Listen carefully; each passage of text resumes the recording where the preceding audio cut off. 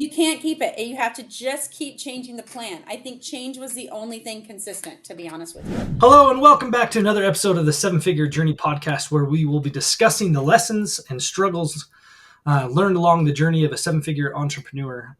It's my great pleasure to welcome our guest today, Alicia Collins with 𝐭𝐡𝐞𝐫 𝐕𝐢𝐝. Alicia, thank you for joining us today. Thank you for having me. This is fun. You bet. We're excited to learn a little bit more about you and about your company. So without further ado, let's just dive right in. As a small business owner, as an entrepreneur, please share with us your story. Where did you start deciding you wanted to be an entrepreneur? How far have you been able to get in your progress with your current business? Okay.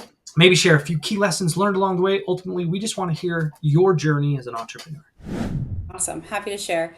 Where did that start? I guess, my family is entrepreneurial, and so they've had their own business since I was little. Lots of different random things. My dad owned a car dealership that had a beef stand attached to it at the same time. Nice. So there's pictures of me as a wee one, helping out at the family business, and that continued into my teenage years. And then I left the family business to go work some real consistent jobs because I needed consistent income, right? Okay. And always did some kind of side gigs along the way. And I was working for a new business that my dad and I had started. We did a commercial lighting company that Okay. was specifically designed to work off of rebates in Northern California. So we did lots of retrofits from halides to LEDs and everything in between. Fun. And there's things I really love about being independent, but I didn't love lighting, right? I didn't. There's things I didn't love about it, and I really loved doing dog stuff. I was involved in lots of dog sports at that time and dog showing, and the highlight of my day was stopping and playing with the dogs. And a lot of times I took them with me to do my sales calls and things like that. And I was frequently going to a little hole in the wall dog gym in our local town, and I was trying to help him do it better. I'm like, hey, I'm coming in heels because I'm working. Be awesome if I didn't have to step over pee. Like that would be great. And Love just that. things that I thought would level him up a little bit. A really cool guy. We're still friends. But at that time, I was really kind of wishing all these dog things I went to were under one roof. Right. And about then, my facility that I have now was for sale, and it was antiquated, and it was kind of sad, and it did not have a great reputation, and it had not really been kept up with where the direction of dog care and ownership is going, which is pretty high expectations, just like we Right. have right now.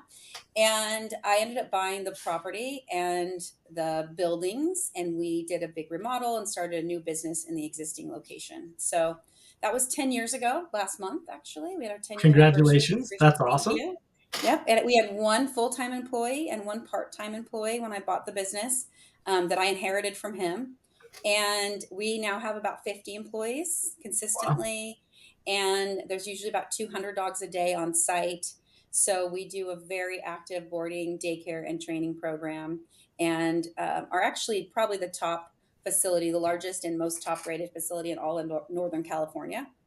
I'm also the only PACCC operator. Recently passed that test. It's a rigorous test that takes about a couple Congratulations. hours. Thank you. And I'm the only one in California that's passed it so far, which is pretty cool. So I'm going to work that as long as I possibly can. Absolutely. And then from there, as an entrepreneur, I just love business, and I love helping other people with businesses. I'm a huge fan of local small business, and I feel like we really need to conserve that as a society. So I bought two new businesses this year with family and friends. We bought a small appliance repair company that's growing, and a small moving company that's growing, that are outside of my existing wheelhouse. So I'm starting over with, kind of starting from scratch with just one or two employees, and growing from there. And then I'm also launching a couple online dog businesses. We've got Crazy Dog Club that launched back in August. So it's brand new, but I'm very excited about it. It's going to be similar to your AAA discounts that you get when you get auto insurance. So it comes with all kinds of really cool discounts for the dog lover, plus anytime access to vet daycare, which if you ever go camping and you wish you could call a vet without having to pack everything up, you're going to love it. And my next project that's almost ready to go is a competition to rover.com, and it's an online marketplace for dog pet sitters. So Nice. we're excited. We're still growing. We're looking at ways to expand without physically expanding, what we're doing. But who knows what's next? Maybe it's another location. You know, maybe it's a completely different kind of business that I haven't thought of yet. But I hope it's something. I hope it's something because I really enjoy it. That's awesome. Well, Yeah. what a fun story. Thank you so Thank you. much for sharing with us. Tell us a little bit more about what it looked like when you first bought the company, and you Okay. had just those two employees that you inherited from the Yeah. previous owner, and what it looked like as you started to be intentional about growing and developing your team, and kind of what that looked like. Scaling is one of those really fascinating things because you think you've got everything worked out, and then all of a sudden you have more business and you have to increase the employees to handle demand, but not over increase because then it eats up your profit margin. But with dogs specifically, you cannot understaff. Like that is just something you can't do. We can't have them watch themselves. So you actually end up leaning towards the latter, which is a little bit of overstaffing in the beginning. So we Right. had to be prepared. And then we managed some of that with creative scheduling so that we could adjust and know more, better guess how many dogs are coming in that day, and get really good at scheduling. But it was a lot of change. It was just constant change. I remember when we first opened the boarding facility, and then several months later we opened the daycare, and we had 10 dogs, maybe 5 dogs the first week at daycare, and then it was 12 dogs. And I tell the story a lot right now, actually, because it is poignant in the new business where I'm like, oh, look, we have 25 club members and this feels tiny, right? I'm hoping for thousands, but right now we have 25. And I remember when K9, had 2 cars parked in the parking lot, and all of a sudden there was 4 cars at once in the parking lot. And that was like Right. such a big deal. And now we need traffic control actually every day. There's somebody Wow. that has to help, like, because it's not a big parking lot, to be honest with you. So we've got 100 dogs that are getting dropped off in the morning and 100 dogs that are getting picked up in the evening, just from daycare. And so to help that go smooth, it takes a person with flags, don't park here, and double parking and things like that. So I look at it fondly, but it was a tough time. I think there's just, hey, the logistics. It's just really making a lot of decisions around logistics. Yeah. How do we Yeah, do it? absolutely. And then reinventing the entire wheel, you know, uh, 5 weeks later Wait, because you it's a mean long once weekend. once you make a plan, you can't keep that forever? You can't keep it. You have to just keep changing the plan. I think change was the only thing consistent, to be honest with you, is that we're going to have to keep adjusting and changing. And then even when you think we've got it really smooth, which, year 6 was 2020, Yep. which, was everybody's shocker year, right? So just when you think everything's going smooth, the bank account looks great. I had actually scaled it to a place where I could work 4 half days a week, Nice. three-day weekends. I was, really smooth sailing there for a minute.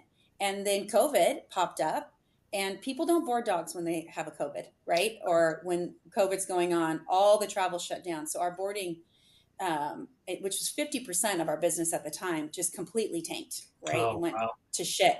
So we had to do a quick pivot, and I developed the training program during that year. Is I had just started it 3 months before that, and had to do a very fast ramp up to save the business, really. So we did a big pivot, developed a huge training program that's now a third of our business as everything else has come back. And it really, it saved us. But there's a lot of dog businesses that didn't make it during Right. that time because they couldn't do the pivot.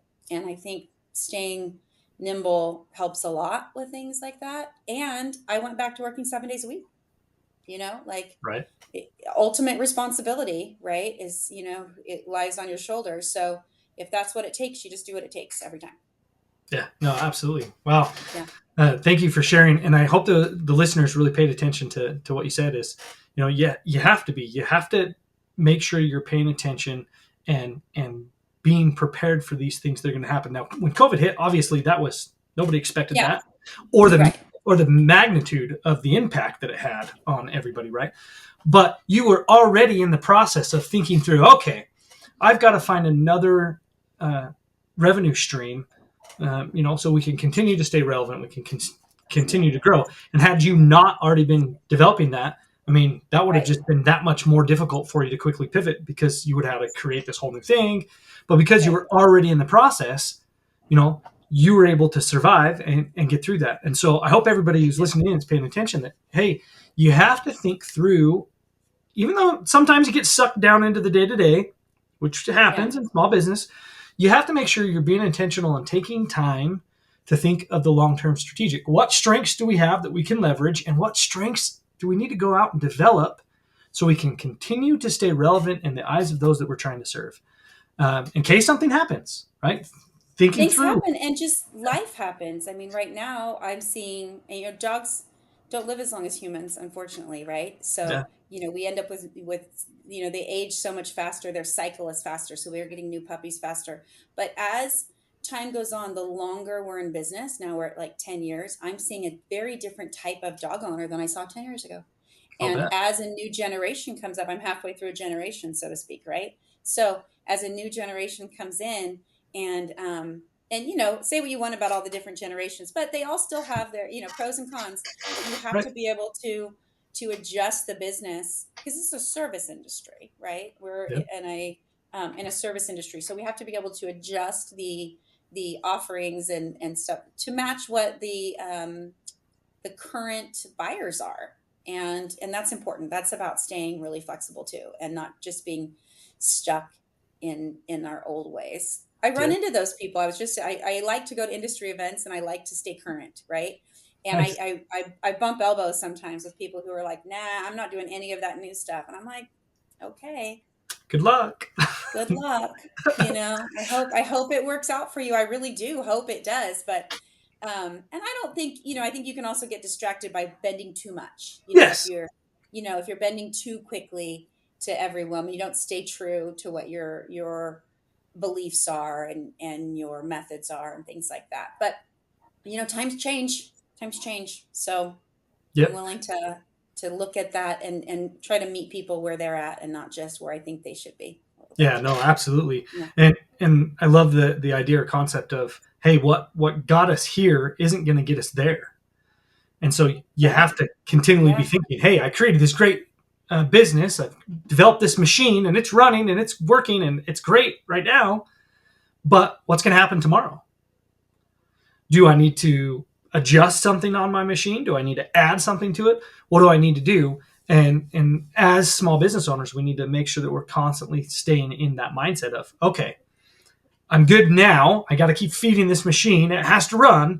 but I have to be intentional about setting aside some time to think, okay, long term, what's going to happen the next, 1, 2, 3 years from now? And then a little bit longer, what's going to happen the next 3, 4, 5 years from now? And, thinking both internally, what's going on in our business, and externally, what's going on in the market, what's going on in the country, what's going on in the world that could possibly affect us, and how can we make sure that we're doing things now to prepare us for that in case something happens. And again, you're a great example of that because you were already in that stage, so you're able to quickly pivot. It's a lot harder to pivot when you're not already in that mindset. Indeed, for sure. Yeah, it helped a lot. It was the timing of that worked out and the willingness to just, buckle down and do it. I think sometimes we get real comfortable, Yep. and you have to kind of reach down into that place of what it was like when I first opened this business. To be honest with you, I worked 362 days of the 365 for the first year, Wow. and that included holidays. And I have a lot of little kids, so I have 5 kids. So it was a huge stretch for the family, and I was a little bit less the second year, but it was still. I think it was still in the 350s. Like it was not much, I was here, touching base, making sure, and there wasn't anybody to micromanage yet. It was just a lot of, doing a lot of, I've done every role here at some point, except full grooming. And then I decided full grooming wasn't for us because I couldn't step in if I needed to, right? There It you was go. just too hard to, to have anybody else step in if somebody didn't show up. But being able to just, get that grit back out that's helped start the business in the first place to make it through those tough times is really, important. And now I just look at my role as steering a ship. I solve problems that other people can't solve, or I agree with the solution that they've come up with, and on the current day to day level. I think people check in, but I give people a lot of autonomy, to make their own decisions, and There they'll you go. they'll check in and make sure that it's approved, and maybe it's not how I would have done it, but as long as it works, it's okay. And now I'm looking always at steering the ship and how, trying to watch out for icebergs, but also, you know, gorgeous islands of paradise. I You got to love kind of that. be aware of both, you know, you got to be hyper vigilant to look for the negative things, but you don't really want to live there. I don't want to live in that like what if stage. I just want to be consciously aware that things could pop up and really look for those gems that I could, incorporate here that other completely different industries are doing. So we're seeing things that were really big other places a few years ago that are now coming into the pet space, like memberships, right? Like memberships have been huge since Netflix, Right. and all these other cool business, right, are doing this and the residual kind of, let me give you a benefit and we'll make a deal on it being a monthly jam. And now it's huge in the pet space. Everything is going membership or enrichment or different keywords that are happening now that we want to make sure we stay abreast of. Yeah, absolutely. Oh, love that. Love your intentionality. I hope everybody was paying attention how intentional she is about saying, look, at some point I had to be down in the business, but then I had to separate myself. I had to start working on the business to continue to provide everything needed for the success of the business.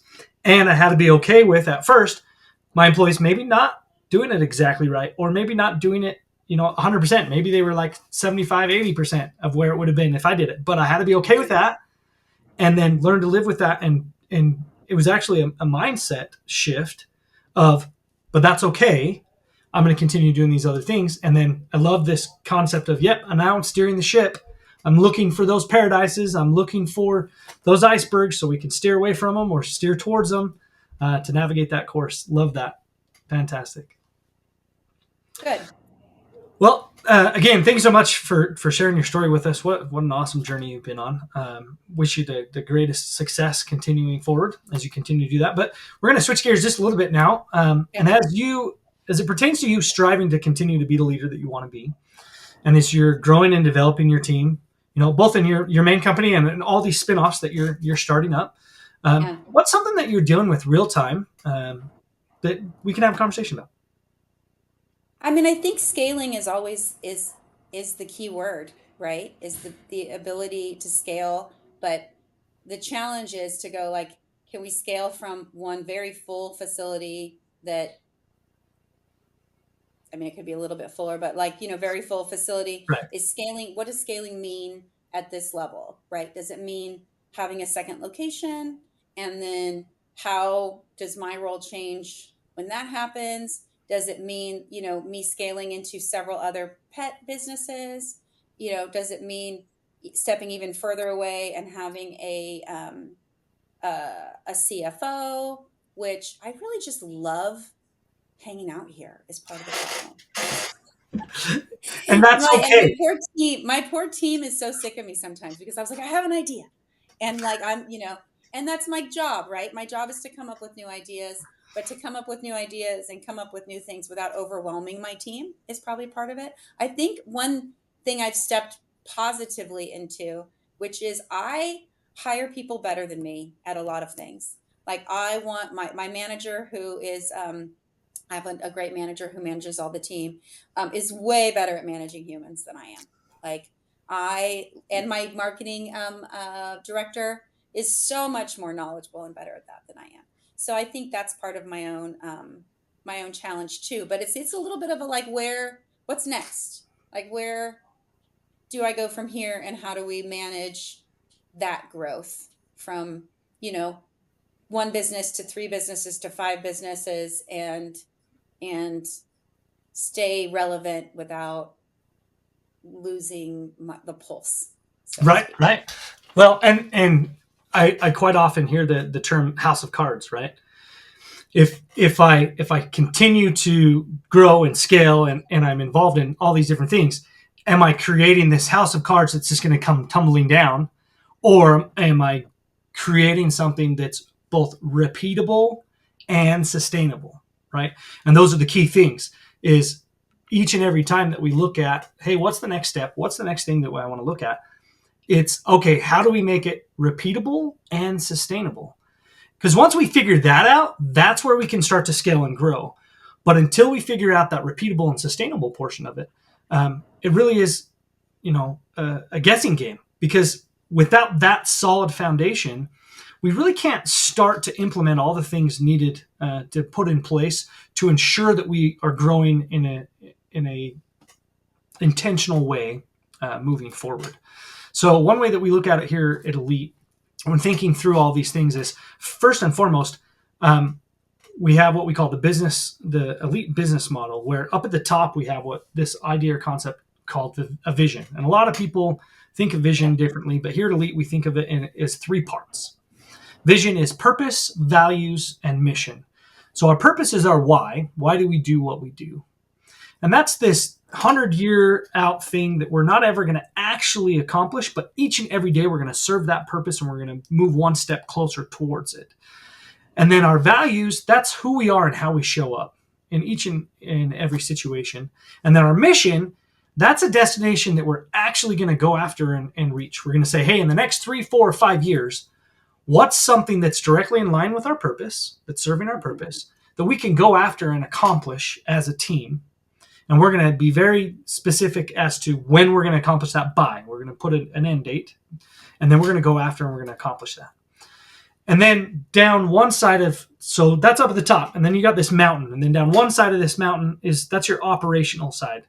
That's this machine you already created and built that's got to keep running in order to keep the business afloat. You got to feed that engine. It's got to keep going. That's what got us to this point. Then on the other side of the mountain is the long-term strategic work. That's okay. Again, I've already said it, but what strengths do we have that we need to leverage? And what strengths do we go out and develop so that we can make it to our mission? So now we're all completely driven and focused on, hey, we got to serve our purpose and we got to go reach this destination. So that creates this clarity and alignment throughout the entire organization of, hey, we're going to go do this thing. And that's going to be this next level filter of decision making of all the decisions that we're going to make, whether or not we're going to choose to go do this thing or go start this new business or go do this. Yeah. Is it in line with this purpose? And is it going to help us get closer to this destination, this mission that we're out to accomplish? And that'll help kind of make these decisions a little bit more clear, because you'll have that clarity in line with everybody in the team of what you need to be doing on a day-to-day basis and what it looks like to win. And hey, we're going to go after and do this thing. And it ties in this emotional aspect to the job, so that it's no longer just a job that you come in, you punch in, you punch out, you're there to get a paycheck. It's like, you know what? I'm part of something bigger than myself. I'm serving this purpose that I'm totally drawn to. I get to hang out with all these really cool people that share the same core values as me. We're all the same. We show up the same way, right? And we have this awesome destination we're going to go after and we're going to reach. And we get to do that on a daily basis. We get to work towards doing that. So by setting that up, that's kind of the foundational work in order to go after and start making these decisions. Okay, what's the next step? Because then we can dive in a little bit deeper and we say, okay, let's take and see, what does reality look like when we reach our mission? When we reach that destination, what does reality look like? Well, it depends on what it is that we're trying to accomplish. So that mission that's directly in line with our purpose, that needs to be clearly stated, and it needs to be meaningful, so that it's something that we're all excited about, right? So what does that look like once we reach that destination? Well, one way to do that is to create what we call a future org chart. where you say, okay, here's our org chart of today. Now let's look at what reality is going to look like when we reach our mission. What's that look like? Right? If we're opening up a couple new companies, well, then I realize that I'm going to have additional staff to successfully, run the day-to-day operations of those businesses. If it's within my same business that I have now, but I'm going to now expand to a second location, or I'm going to get a bigger site and we're going to expand our capacity at our current site, or whatever that looks like. Now we have this roadmap to be intentional about moving towards it, of when to bring on the next hire, what we need to go after and accomplish in order to make this a reality. So now we have this clear clarity and alignment throughout all the team. We have a roadmap to success of what it's going to look like when we get there. And now when we're coming up with these ideas, it's really easy, because as you're co-creating with your team, which I hope you are doing, taking your and it doesn't have to be the whole team, but there should be some people on your team that you're like, you know what? I want to build our business of tomorrow with you. I want you part of that and what that looks like, because I value you, what you bring to the team, and I value your opinion. So I'm going to co-create what we're going to do next steps together. And we're going to dream a little bit, and we're going to say, okay, what's this destination that we want to go after? And okay, we established that. We have this destination. Now, all these ideas that we come up with, do they serve the purpose? And are they going to help us get closer to actually reaching our destination, to accomplishing our mission? And if they do, awesome. Let's move forward. Let's figure out what we need to do to make that happen. But if you can't say yes to both of those, you have your answer. Yeah, this is something we're not going to work on. Yeah.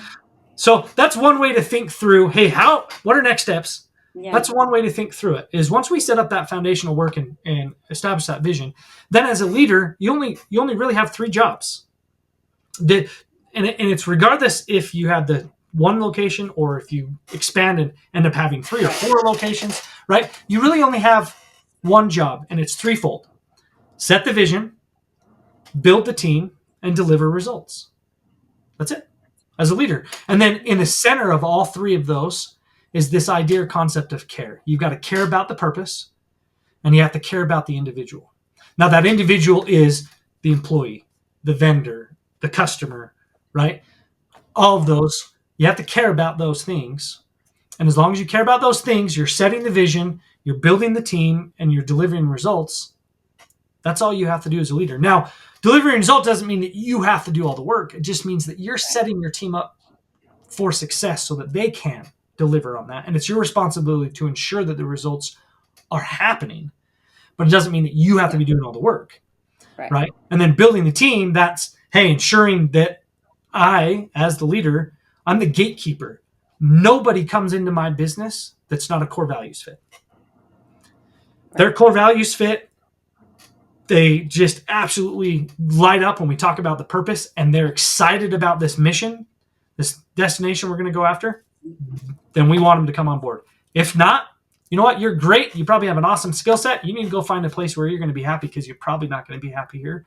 Because we're all about talking about our purpose and talking about this mission we're going to go accomplish. And we all show up and are the same way, because we have these set of core values of who we are and how we show up on a daily basis.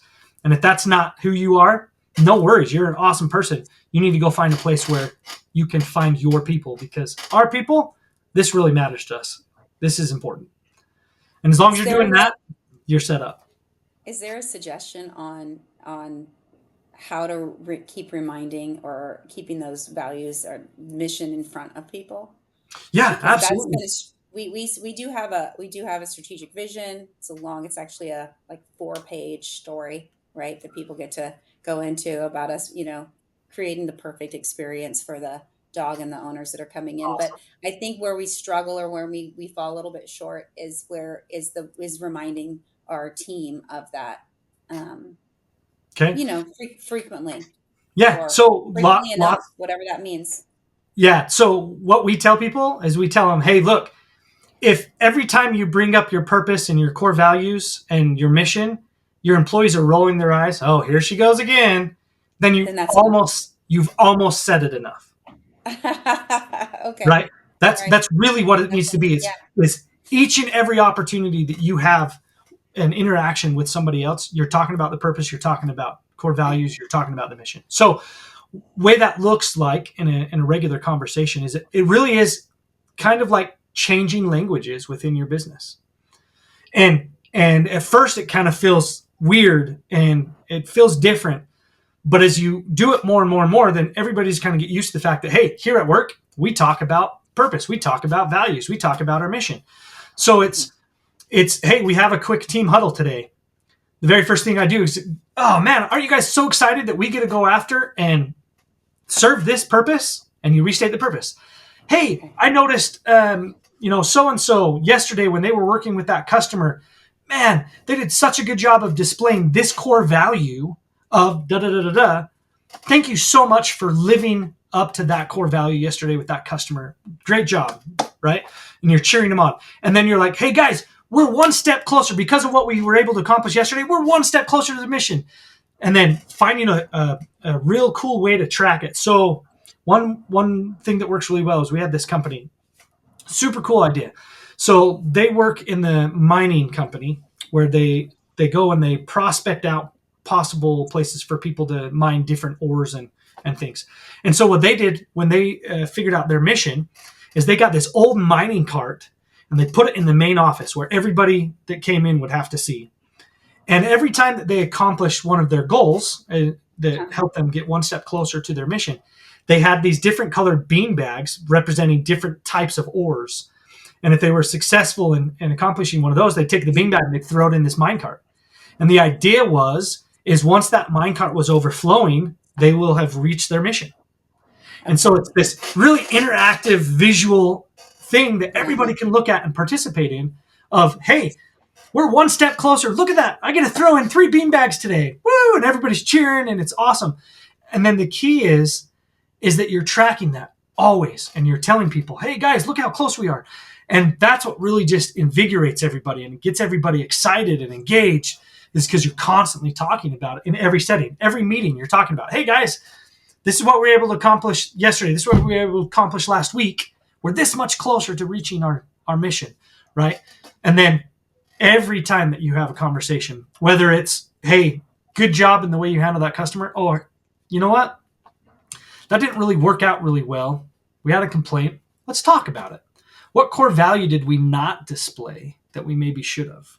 Right. So it's just changing your language in a way that it just becomes naturally part of everything that you're doing as a leader, and then training and distilling that upon your next level of supervisors, managers, whatever. And we tell everybody it's got to start at the top and then it's got to cascade down. And that's how you keep it alive and active in the company, is every opportunity for an interaction between a leader and a subordinate. It's, hey, let's talk about something about purpose, something about value, something about mission. Yeah. And again, at first it might feel weird and it might feel a little rocky, but as you do it more and more, it just becomes part of your culture and who you are at your company. Well, that's great advice. I appreciate it. You bet. Well, thank you again so much, Alicia. I really appreciate your willingness to join us on the podcast today. I hope those who are listening in really paid attention to all the golden nuggets that she shared with her journey and her intentionality around the way that she built her business and is continuing to do so in a way that's being super successful for her. So for those of you who are like, you know what, I'm really excited about what Alicia is trying to accomplish in Canine Activity Club. Alicia, what's the best way that they can reach out to you and your company? 𝐭𝐴CANINEActivityClub.com, which is our main website, and it's letter K number 9. Lots of ways to spell canine, and then they can always send me an email directly through there too. Fantastic. Well, we just wish you the best of success as you continue to move forward, and especially with these new side projects that you're working on and different versions that you're doing. This new online platform you just started in August. I hope that just keeps on growing. For those of you who are listening today, if you heard something and you're like, you know what, I should really take action on that, I would absolutely just beg you, please take action. Because it's not until we actually take a step forward that we start to see the results that we want. And if you heard something today and you're like, you know what, I know somebody, a colleague, a friend, a family member that could really benefit from this, please share this podcast with them. Let's create as much value and share it as far as we can so that we're we're making a difference and making an impact in the world. Well, as always, we're grateful for you joining us here on the 7-Figure Journey podcast. And we're grateful again, Alicia, for you taking the time to be on today. And what a great example you are as an entrepreneur and a small business owner. Thank you for your insights. And for everybody else, until next time, take care. Thank you.